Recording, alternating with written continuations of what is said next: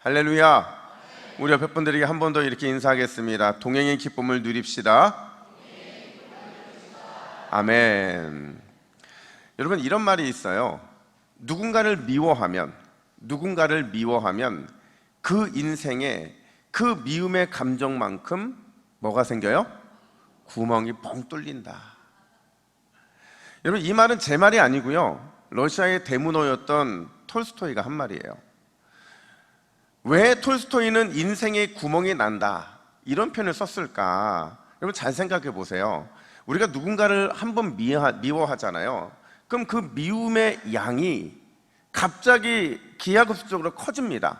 그래서 결국에는 이 미움이라는 이 구멍 속으로 블랙홀처럼 모든 인생의 것들이 다 빨아들여지기 때문에 그렇다는 거죠. 물론 처음에는 그냥 웃고 넘길 수 있을 정도의 미움이었을 거예요. 그러나 이게 해결이 안 되니까 나중에는 구멍이 점점 커져서 감당이 잘 안 되는 것, 그게 바로 우리 마음에 있는 미움이라는 감정인 거죠. 다윗을 향한 사울의 마음이 그랬다는 거예요. 골리앗을 쓰러뜨렸어요. 그리고 돌아오는 그 길에 사울의 귀에 이 자존심이 상하는 여인들의 노랫소리가 들려오게 되는데, 우리 사무엘상 18장 7절 말씀을 우리 여자 성도들만 함께 읽습니다. 시작. 여인들이 뛰놀며 노래하여 이르되 사울이 죽인 자는 천천히요 다윗은 만만이로다 한지라. 자, 여러분, 사울이 죽인 자는 몇이래요? 천천히요, 다윗은 만만이라. 여러분, 이 노래의 목적이 다윗과 사울을 비교하기 위해 부른 노래일까요? 아니에요. 이건 관용적인 표현인 거죠. 누군가가 공을 세우고 대단한 일을 했으면 그 사람이 한 사람이든 두 사람이든 세 사람이든 그 장수가 있으면 함께 축하하고 함께 격려하기 위해 만든 이 관용적인 노래가 사울이 죽인 자는 천천히요 다윗이 죽인 자는 만만이로다, 이 노래거든요. 왜냐하면 여러분, 유대인들의 숫자 개념에 있어서 천과 만은요 똑같은 거예요. 왜냐하면 천이든 만이든 셀 수 없이 많다, 이런 의미가 담겨져 있기 때문에 그렇죠. 그래서인지 아마 사울은 처음 이 노래를 들었을 때 뭐 그럴 수 있지 이렇게 웃고 넘겼을 거예요. 그런데 그게 미움의 감정과 섞이면서 나중에는 점점점 커져서 결국에는 사울의 인생을 완전히 마비시키고 그리고 구멍을 뚫어버리고 모든 것들을 흡수해버리는 블랙홀이 되고 말았다는 거죠. 여러분, 지금 사울은요 한 나라를 다스리는 왕이에요. 이 왕으로서 사명과 역할이 있을 텐데 이 미움의 감정이 그의 모든 삶을 완전히 장악하자 온통 누구를 죽일 생각만 해요? 다윗을 죽일 생각만 궁리하고 또 궁리하더라는 거죠. 그만큼 여러분, 미움이라는 감정이 참 무서운 겁니다. 근데 여러분, 이 미움이 얼마나 무서운지를 우리도 알지만 누가 더 잘 알까요? 사탄이 잘 압니다. 그래서 사탄은요 끊임없이 성도들의 마음에 어떤 씨앗을 뿌려요? 미움의 씨앗을 뿌리는 거죠. 여기다가 미움의 씨앗 뿌리고 저기다 미움의 씨앗을 뿌리고, 그러다 보니까 그 심겨진 미움의 씨앗이요 누구에게는 용서하지 못하는 마음으로 열매 맺게 되고, 누군가에는 분노의 감정으로, 심지어 또 누군가에게는 끊임없이 보이지 않게 누군가를 죽이는 마음의 살인을 하게 만드는 그런 열매를 맺히게 되더라는 거죠. 그 내용이요, 여러분, 우리가 지난주에 살펴봤던 사무엘상 17장 이후부터 오늘 본문 바로 직전 22장까지의 내용이 바로 이 미움에 대한 내용이더라는 거죠. 사울의 감정에 미움의 씨앗이 심겨졌고 그 미움이 열매를 맺어서 결국 온갖 분노를 쏟아내고 수단 방법 가리지 않고 이 살인의 충동을 느끼게 되는 것, 그게 바로 오늘 본문 앞까지의 내용이더라는 거예요. 자, 여러분, 오늘 본문에서 우리가 주목해야 될 게 있어요. 그게 뭐냐면 한번 따라할까요? 다윗은 달랐다. 마치 이거죠. 여러분, 여러분에게 아주 귀한 보석이 있다고 생각해 보세요. 이 보석이요 너무 값지고 너무 빛나는 보석인데 이 보석이 내가 찰 때는 빛이 나고 다른 사람이 찰 때는 빛이 안 날까요? 아니에요. 보석은요 어디에 갖다 놔도 빛나는 거죠. 다윗이 그랬다는 거예요. 하나님의 빛나는 보석이었던 다윗을 죽음의 골짜기에 갖다 놔도, 끝없는 도망자의 자리에 갖다 놔도, 심지어 어마어마한 힘과 권세를 얻는 자리에 갖다 놔도 여전히 아름답게 빛을 내더라는 거죠. 과연 다윗은 어떻게 이렇게 한결같이 빛날 수 있었던 걸까? 특별히 여러분, 오늘 본문이 굉장히 중요한 본문인데, 왜 중요하냐면 오늘 본문을 기점으로 다윗이요 더 빛나요. 더 환하게 빛나는 거죠. 이스라엘의 실제적인 왕으로 그 자리를 매김하면서 그의 인생에 엄청나게 빛이 나게 되더라는 거죠. 과연 무엇이 이렇게 다윗을 빛나게 만들었던 걸까? 오늘 그걸 함께 살펴보면, 먼저 따라합시다. 하나님의 마음에 맞아야 합니다. 여러분, 이렇게 제가 뭘 시키잖아요. 그럼 여러분들이 그냥 이렇게 어쩔 수 없이 하는 경향들이 있는데, 이렇게 수동적으로 말씀을 들으면 안 돼요. 손을 요렇게 제가 하나님의 마음에 하면 여러분 뭐 해야 돼요? 맞아야 합니다. 자, 하나님의 마음에 맞아야 합니다. 한 번 더. 하나님의 마음에 맞아야 합니다. 하나님의 마음에 맞아야 합니다. 10명 주무시면 설교 중간에 이거 할 겁니다. 여러분, 제가 최근에 이 다윗을 집중적으로 연구하다 보니까 다윗과 예수 그리스도가 이렇게 연결되는 연결점을 보면서 참 많이 은혜를 받거든요. 근데 정말 제가 이번 본문을 준비하면서 갈망했던 한 가지의 마음이 있었는데, 그게 뭐냐면, 야, 나도 참 누구 마음에 합당한 사람이 됐으면 좋겠다? 하나님의 마음에. 내가 뭘 하든지 하나님의 기쁨이 되는 사람이 됐으면 좋겠다라는 그 열망이 생기더라고요. 왜냐하면 사도행전 13장 22절에 보면 바울이 자신의 첫 설교거든요. 이 첫 설교에 다윗을 평가하는데 뭐라고 평가하느냐? 우리 사도행전 13장 22절을 함께 읽습니다. 시작. 다윗을 왕으로 세우시고 증언하여 이르시되 내가 이새의 아들 다윗을 만나니 내 마음에 맞는 사람이라 내 뜻을 다 이루리라 하시더니. 아멘. 여러분, 다윗이 얼마나 하나님의 마음에 흡족했으면 내 마음에 맞는 사람이다 이렇게 말하겠냐는 거죠.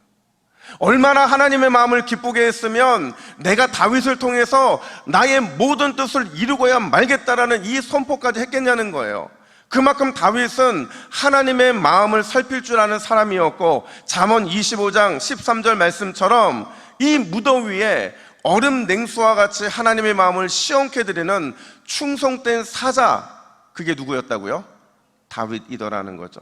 그렇다면 여러분, 구체적으로 다윗의 어떤 모습이 하나님 마음에 맞는, 하나님의 마음을 시원케 해드리는 그런 모습이었을까? 따라합시다. 묻고 순종했다.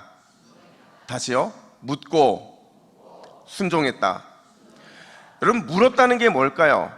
하나님께 물었다라는 이 표현을 다른 말로 표현하면 깊은 간구를 통해 하나님의 뜻이 무엇이고 우리에게 무엇을 원하시는지를 비로소 알게 됐다라는 거예요. 그러니까 바꿔 말하면 단순한 기도를 했다는 게 아닙니다.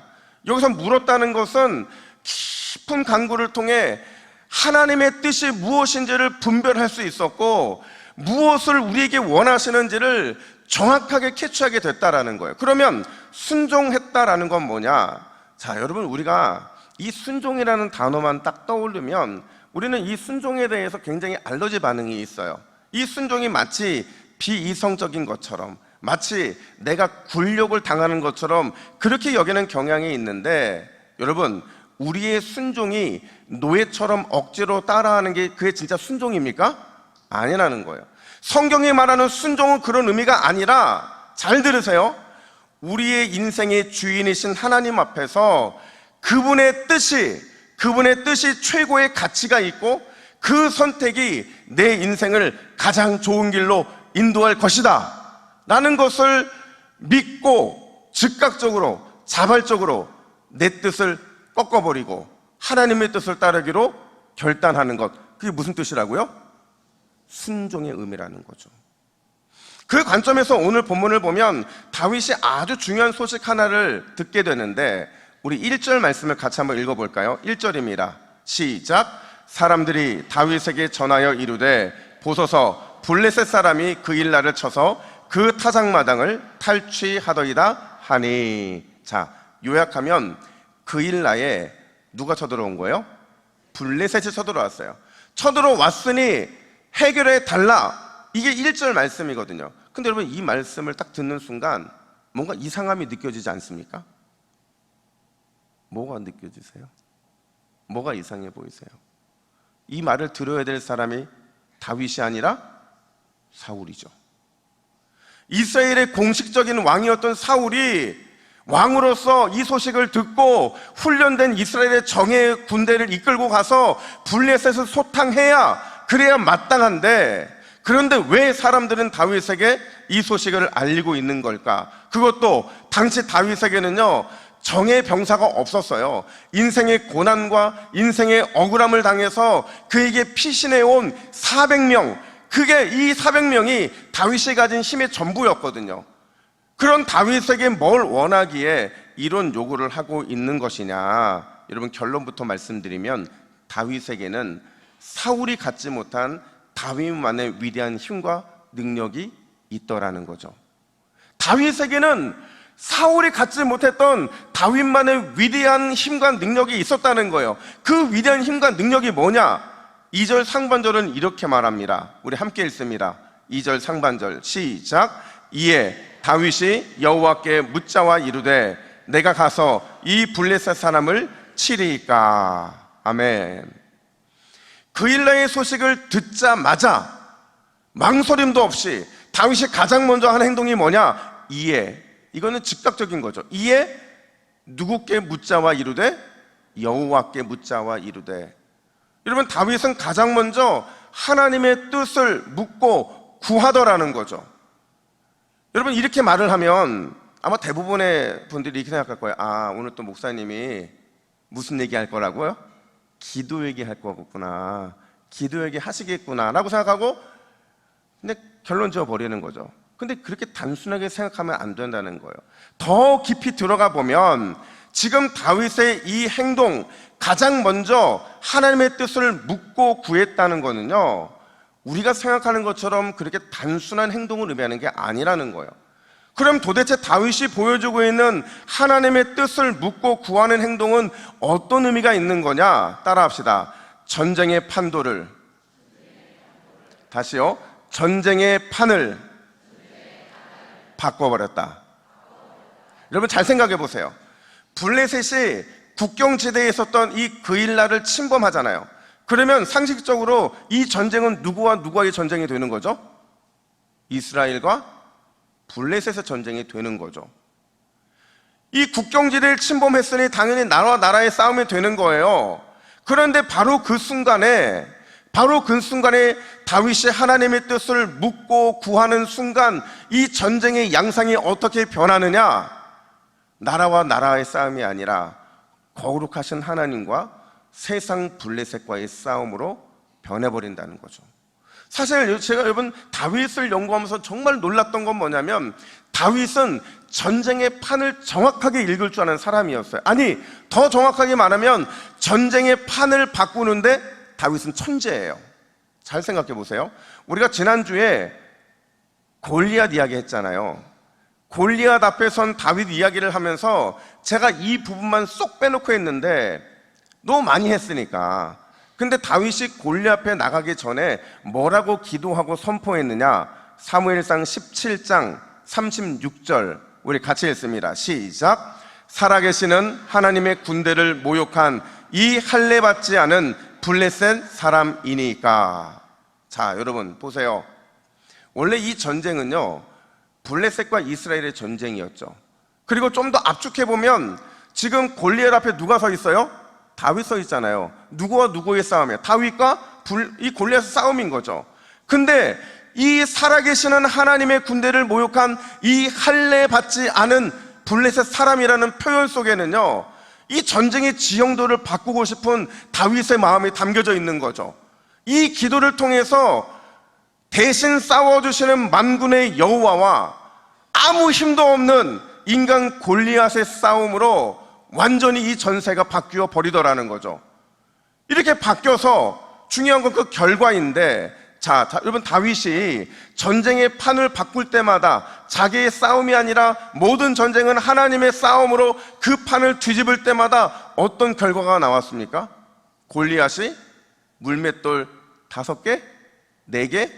3개? 2개? 몇 개요? 1개. 물맷돌 하나에 쓰러지게 되더라는 거죠. 누구의 싸움이니까? 하나님의 싸움이니까. 오늘 본문도 보면요, 지금 그릴라를 도와야 되는지 말아야 되는지 고민하는 다윗 앞에 하나님께 구했더니 너무나도 확실한 응답이 임하게 되는데 2절 하반절 보니까 이렇게 말합니다. 함께 읽습니다. 시작. 가서 블레셋 사람들을 치고 그릴라를 구원하라 하시니. 아멘. 여러분, 동사만 보세요. 가라, 그리고 쳐라. 그러면 뭐가 임한다고요?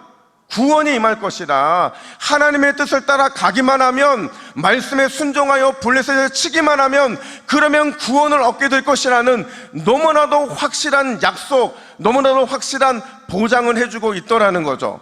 물론 여기에도 강력한 반대가 있었죠. 이 다윗의 사람들이 이렇게 말하면서 이 강력한 반대를 하게 되는데, 우리 3절도 같이 한번 읽어볼까요? 3절입니다. 시작. 다윗의 사람들이 그에게 이르되 보소서, 우리가 유다에 있기도 두렵거든 하물며 그일라에 가서 블레셋 사람들의 군대를 치는 일이니까. 무슨 말이에요? 유대 땅에 숨어 지내는 도망자 주제에 드러내놓고 블레셋과 싸우는 거는 너무나도 무모하고 너무나도 어리석은 행동이라고 의견을 제시하더라는 거죠. 근데 여러분, 다윗이 진짜 무서운 게 뭔지 아세요? 다윗의 이야기에서 정말 무서운 게 뭐냐면, 부하들의 강력한 반대가 있을 때 그때 다윗이 다시 한번 하나님 앞에 무릎을 꿇더라는 거예요. 이 말은 무슨 말이냐면, 두 번째라고 그랬잖아요. 첫 번째는 이 전쟁의 전세를 뒤집는 기도였어요. 하나님을 초청해서 하나님으로 하여금 싸우게 하는 전쟁이었다고 한다면, 이 두 번째 무릎을 꿇으면 어떤 의미가 있느냐? 자기와 함께하고 있는 사람들에게 이 전쟁의 판이 뒤바뀌었음을 보여주는 기도였다라는 거죠. 그러니까 이걸 보세요. 여러분, 강력한 반대가 있으면 감정적인 이런 호소도 있었을 거예요. 아니면 인간적인 방법을 동원할 수 있었을 거예요. 이걸 통해 해결해야 상식적인데, 오히려 또다시 하나님 앞에 무릎을 꿇고 기도함을 통해서 모두에게 이 전쟁이 나의 전쟁, 우리의 전쟁이 아니라 누구의 전쟁이요? 하나님의 성전, 거룩한 싸움이라는 것을 보여주더라는 거죠. 그러자 이번에는 더 확실한 확정적인 응답이 임하게 되는데, 4절 하반절 보세요. 함께 읽습니다. 시작. 내가 블레셋 사람들을 내 손에 어떻게 한대요? 넘기리라. 이미 하나님의 손에, 다윗의 손에 전쟁의 승리가 주어졌다고 말하고 있는 거죠. 그러니 걱정하지 말고, 순종하기를 주저하지 말고 속히 거룩한 전쟁에 참여하라는 그 강력한 주님의 메시지가 전달이 되더라는 거예요. 사랑하는 여러분, 우리는 얼마나 수많은 인생의 문제들과 마주하며 살아갑니까?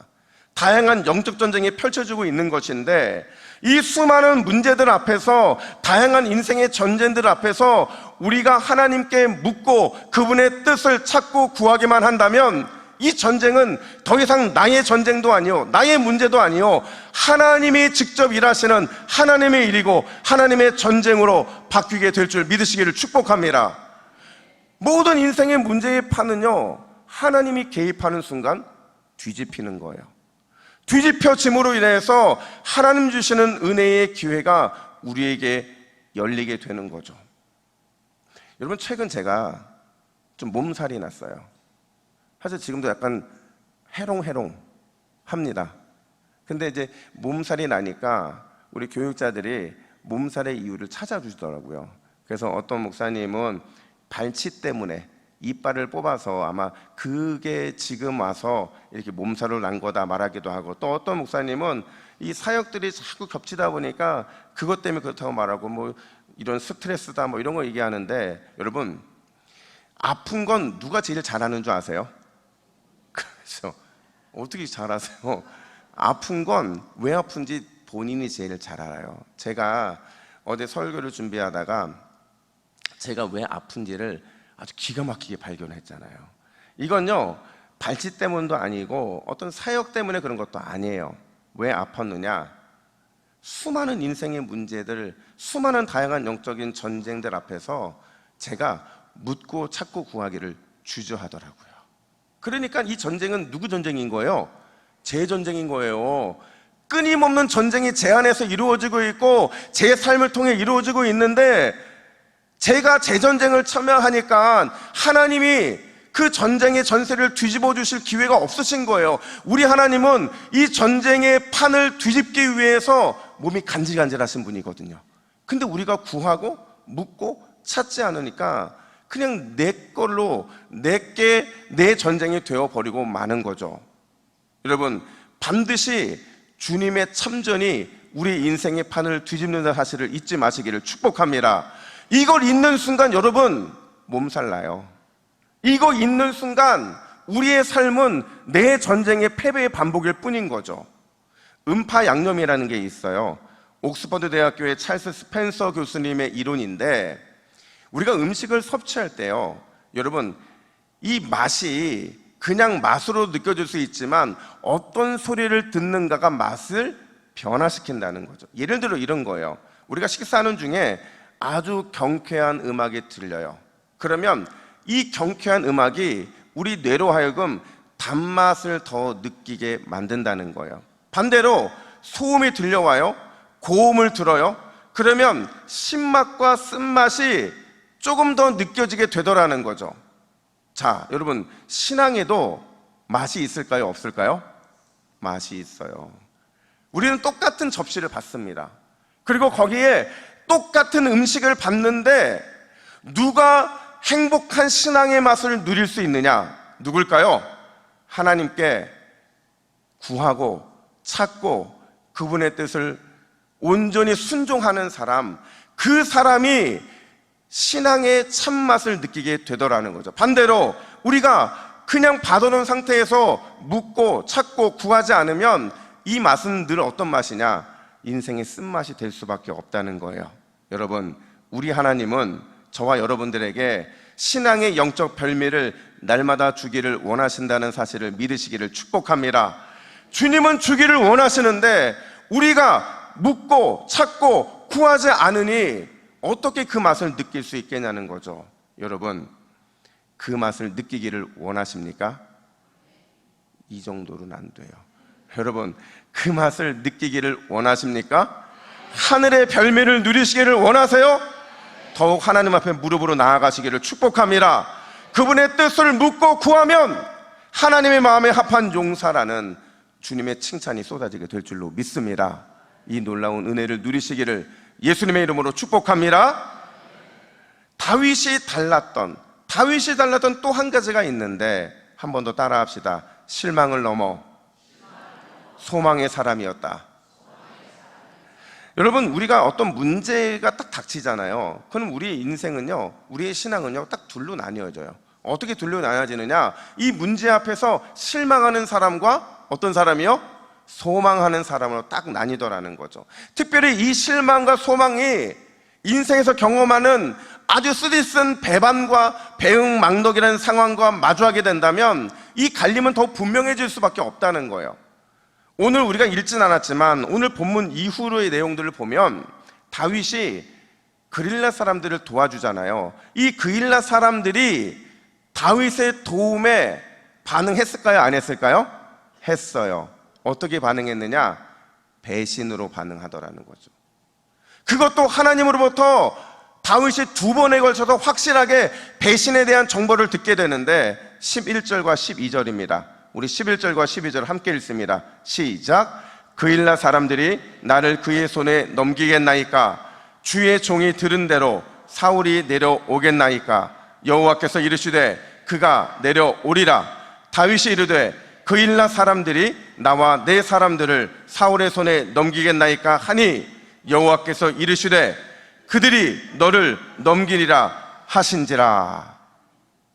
어쩌면 다윗은 그런 기대감이 있었을 거예요. 내가 옳은 일을 했고 하나님 편에서 일을 했고 선한 일을 했으니 하나님이 나의 길을 형통하게 인도하시겠지, 그일라 사람들이 그 은혜에 대해서 보답하겠지라는 마음을 가졌을 거라는 거죠. 근데 정작 돌아온 게 배신이고 배응망덕이라는 거죠.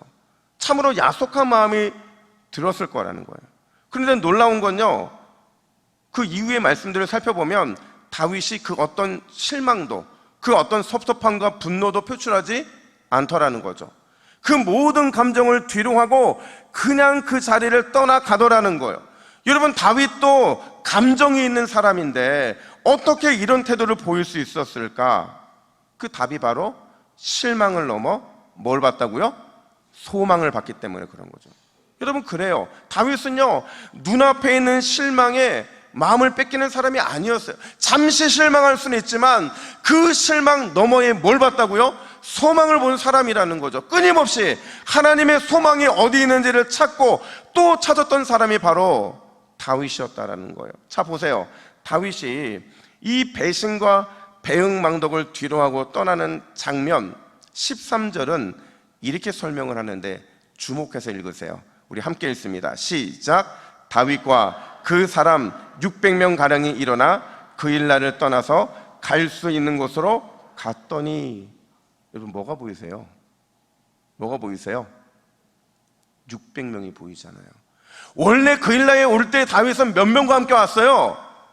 400명과 함께 온 거예요. 근데 이 그일라를 통해서 배신과 배응망덕을 느끼고 있을 때 실망과 섭섭함과 분노를 표출하지 않고 그 모든 감정을 뒤로하고 떠나자 하나님이 몇 명을 더 붙여주셨어요?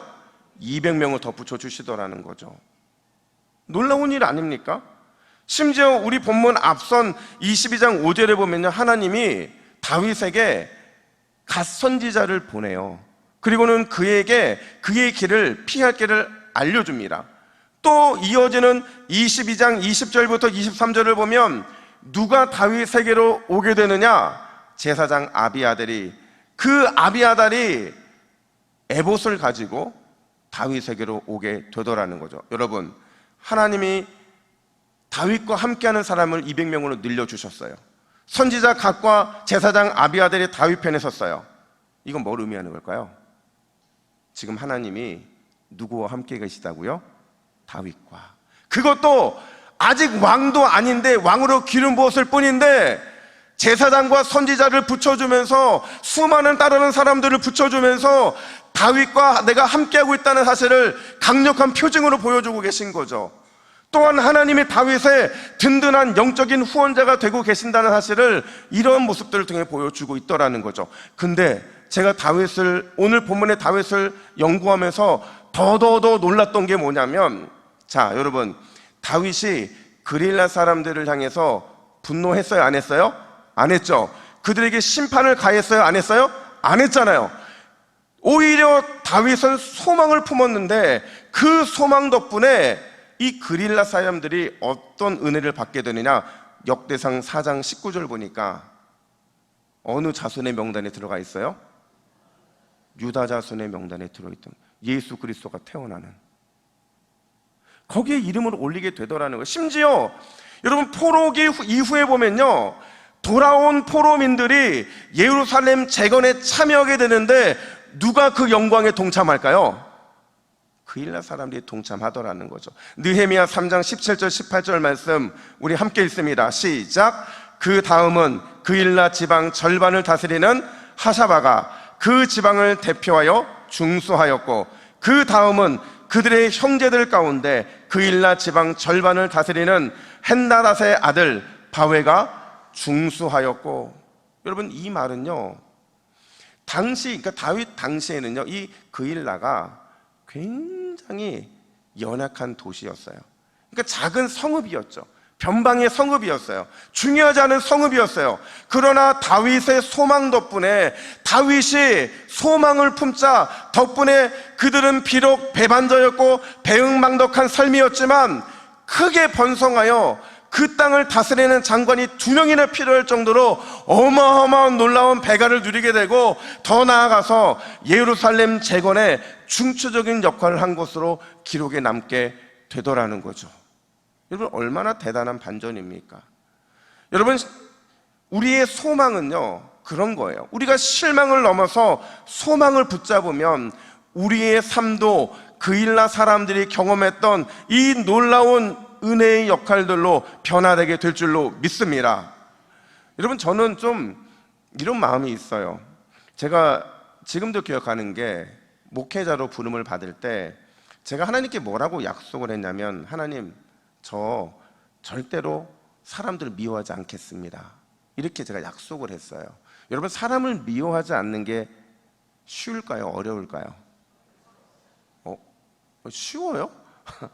어렵습니다. 우리는 감정의 동물이다 보니까 누군가를 사랑하기도 어렵고 미워하기도 어려워요. 근데 제가 왜 이런 약속을 하나님과 했냐면, 제가 발견한 게 있었어요. 하나님께 부름을 받았을 때 제가 누군가를 미워했더니 누군가를 미워하는 제 감정도, 그 미움을 받는 사람의 삶도 큰 구멍이 나더라는 거예요. 제가 앞서 도입부의 말씀을 드렸잖아요. 그 구멍이 아무리 하나님의 축복이 부어져도 그 구멍으로 다 빠져나가게 되더라는 거죠. 다윗도 그걸 알았던 것 같아요.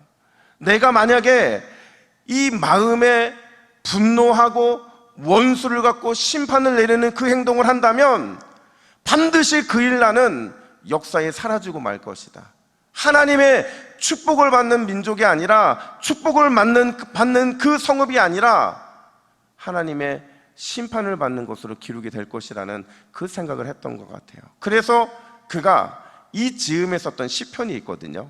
바로 시편 54편인데, 그일라 사람들로부터 배신을 당했어요. 이어서 옮긴 그곳에서 10사람들에 의해서 재차 배신을 당하고 있을 때 다윗이 뭐라고 고백을 하느냐, 시편 54편 4절 말씀 우리 함께 읽습니다. 시작. 하나님은 나를 돕는 이시며 주께서는 내 생명을 붙들어 주시는 이시니이다. 할렐루야. 다윗은 나는 다르게 생각하겠다는 거예요. 사람들은 나를 힘들게 하고 나에게 배반한 사람들에 집중하지만 나는 누구에게 집중한다고요? 하나님께 집중하겠다는 거죠. 그 속에서 소망을 찾겠다는 거예요. 하나님이 나를 돕는 이시고 주께서는 내 생명을 붙들어 주시기 때문에 내 인생은 그 누가 배신을 해도, 누가 배은망덕하다 할지라도 내 삶은 주님의 소망으로 가득 찰 것이라는 그 은혜의 마음을 붙들게 되더라는 거죠. 여러분, 우리가 자주 부르는 찬양 중에 이 찬양이 있잖아요. 이 세상 사람 날 몰라줘도, 이 세상 사람 날 몰라줘도, 이 세상 사람 날 몰라줘도 뒤돌아서지 않겠네. 함께요. 이 세상 사람 날 몰라줘도, 이 세상 사람 날 몰라줘도, 이 세상 사람 날 몰라줘도 뒤돌아서지 않겠네. 아멘이십니까? 우리는 이 세상 사람 날 알아줘도, 우리는 이 세상 사람 날 알아줘도 늘 그렇게 찬양을 부르죠. 그게 우리의 삶의 모습이에요. 그런데 여러분, 이건 믿음의 삶이 아닙니다. 하나님은 우리가 뒤돌아서는 것을 원치 않으세요. 여러분, 우리가 불렀던 이 찬양의 믿음과 확신이 있다고 한다면 하나님께서는 저와 여러분에게 하나님의 마음에 맞는 사람, 하나님의 마음에 맞는 사람, 그리고 실망을 넘어 소망을 찾는 사람이라는 그 놀라운 은혜의 칭찬을 주실 줄로 믿습니다. 그 놀라운 은혜를 갈망하고 믿음의 자리에서 이번 주도 승리하시기를 주님의 이름으로 축복합니다.